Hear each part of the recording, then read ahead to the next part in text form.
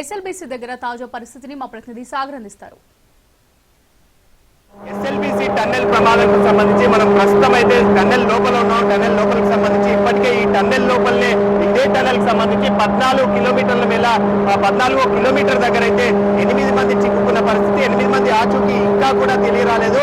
ఇప్పటికే 35 మంది దాకా రెస్క్యూ చేసి కాపాడారు. స్వల్ప గాయాలతో ఉన్న వాళ్ళంతా కూడా హాస్పిటల్ తప్పించారు. 8 మంది దాదాపుగా 24 గంటలు గడుస్తుంది, అయినా కూడా లోపలే ఉన్నారు.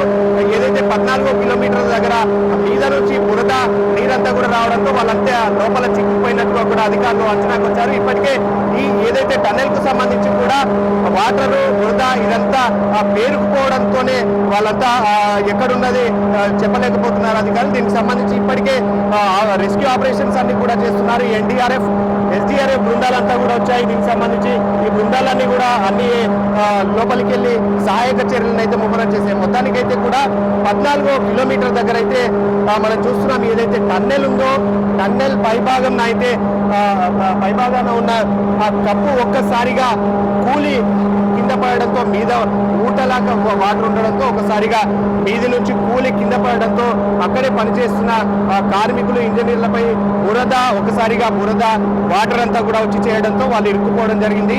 దానికంటే ముందర ఉన్న కార్మికులంతా కూడా వాళ్ళనైతే కాపాడిన పరిస్థితి.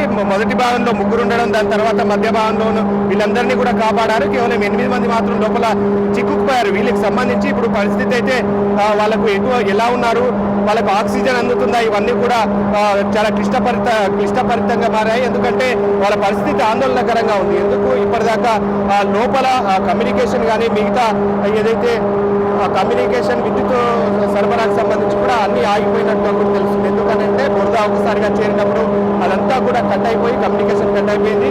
ఆ బురదలో చిక్కుకుపోయారా, ఇంకా ఎంత లోపల ఉన్నారని చెప్పేసి అధికారులు 24 గంటల నుండి కూడా సహాయక చర్యలను చేపడుతూనే ఉన్నారు. వీళ్ళు ఆర్మీకి సంబంధించి ఎన్డీఆర్ఎఫ్ ఎస్డీఆర్ఎఫ్ బృందాలు, సింగరేణికి సంబంధించి టన్నెల్ విభాగంలో గ్రౌండ్ టన్నెల్ విభాగంలో నాలెడ్జ్ ఉన్న వాళ్ళను, తర్వాత వాళ్ళు పనిచేసిన వాళ్ళంతా కూడా ఇక్కడికి తీసుకొచ్చారు. తీసుకొచ్చి కూడా టన్నెల్కు సంబంధించి ఎలాంటి చర్యలు తీసుకుంటే వాళ్ళని కాపాడగలుగుతాం, వాళ్ళని బయటికి తీసుకొస్తామని చెప్పేసి ఓవైపు అధికారులు సమీక్షలు నిర్వహిస్తున్నారు. దీనికి సంబంధించి ఇప్పటికే ఉత్తమ్ కుమార్, జూపల్లి కృష్ణారావు సంఘటన స్థలంలోనే ఉన్నారు. దీనికి సంబంధించి ఎప్పటికప్పుడు అప్డేట్ తీసుకుంటున్నారు.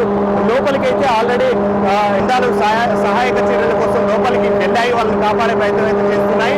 బురద కోసం అయితే బురద లోపల పేరుకుపోవడంతో వాళ్ళని ఎక్కడున్నారో కనిపెట్టలేకపోతున్నారు. దీనికి సంబంధించి ఇప్పటికే సింగరేణి నుండి బురద పైన వెళ్లే మిషన్స్, మిగతా మిషన్స్ కూడా తెప్పించే ప్రయత్నం కూడా చేస్తున్నట్టుగా కూడా తెలుస్తుంది. మొత్తానికైతే 8 మందిని 24 గంటలు గడిచినా కూడా వాళ్ళు బయటికి తీసుకురావడానికి అయితే అధికారులు అయితే శ్రమిస్తున్న పరిస్థితి కనిపిస్తుంది. టన్నెల్ విభాగంలో ఇదే టన్నెల్ దాదాపుగా కూడా ఈ టన్నెల్ లోపల నుంచి 14 కిలోమీటర్ దాకానే 14 కిలోమీటర్ దగ్గరనే ఈ ప్రమాదం చోటు చేస్తుంది. మొత్తానికైతే కూడా ఈ టన్నెల్ కు సంబంధించి 8 మంది కోసం అధికారులు శ్రమిస్తున్నారు. గాలింపు చర్యలను, తర్వాత సహాయక చర్యలను ముమ్మరం చేసినట్టుగా కూడా తెలుస్తుంది. మొత్తానికైతే ఇక్కడ పరిస్థితి ఇది. కెమెరా పర్సన్ అల్తాఫ్తో సాగర్, టన్నెల్.